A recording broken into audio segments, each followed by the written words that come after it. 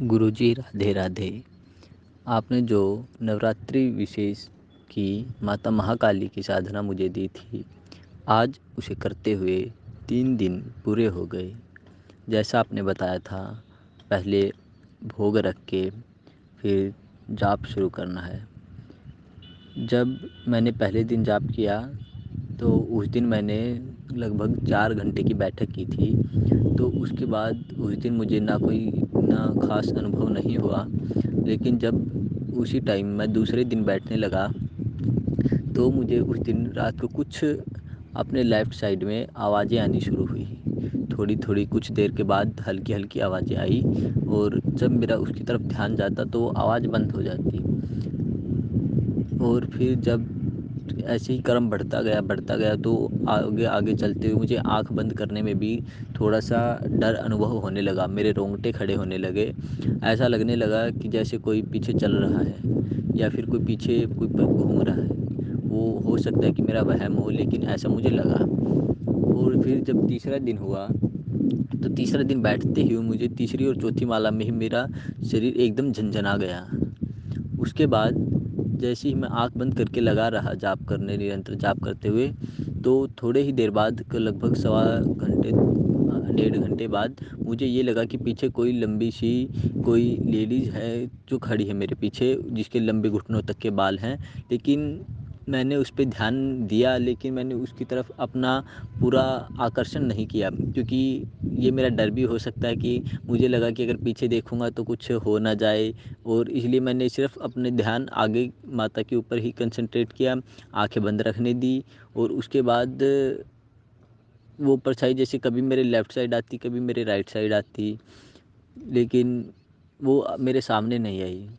और जो आपने मंत्र दिए थे, गुरु मंत्र, रक्षा मंत्र, जो भी आपने दिए, उनके लगाने से मुझे ऐसा भी फ़ील हुआ कि जैसे वो शक्ति हो सकता है कि वो माता की ही गण हो, उनकी योगिनियाँ हों, या फिर कोई और छोटी शक्ति हो जो मुझे डराने आ रही हो। लेकिन मुझे लगता है कि गुरु मंत्र करने से, रक्षा मंत्र करने से, वो एक जो डर की आग है उसके सामने वो एक आइस की लेयर की तरह काम कर रही है, जो जिससे मैं प्रभावित नहीं हुआ। और ना मेरा दिल घबराया, मैं आराम से बैठा रहा। और जैसे उसके बाद भी मुझे सपने में भी जैसे अनुभव हुए, माता के गण दिखाई देना, माता का वाहन दिखाई देना, और उनका सपने में आना। और एक सबसे बड़ी बात गुरुजी जो हुई मेरे साथ, वो ये हुई कि सपने में जैसे ही मैं सोने लगा, दूसरे दिन मैं सपने में सोया, तो सपने में सोते हुए मुझे ऐसा लगा कि मेरे ऊपर मतलब मेरे साइड में पलंग पे कोई सो रहा है, तो और मैं नीचे बैठा हूँ।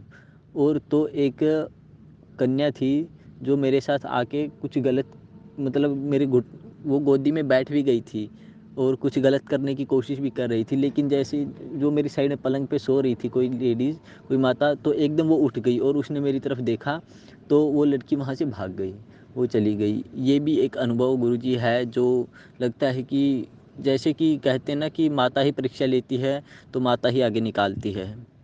तो ऐसा भी मुझे अच्छा, बहुत मतलब बहुत अच्छा ही फ़ील हो रहा है गुरुजी, कि ये नहीं लग रहा है कि कुछ साधना में कोई कमी हो, या फिर कोई ऐसा डरावना अनुभव इतना भी नहीं हुआ कि जैसे लोग डर जाते हैं कि नहीं, महाकाली की पूजा करने से भक्त आजकल लोग डरते हैं, क्योंकि लोगों ने प्रचलन बना दिया है कि ये इससे करने से वो होगा, घर में शांति नहीं होगी, ये नहीं होगा।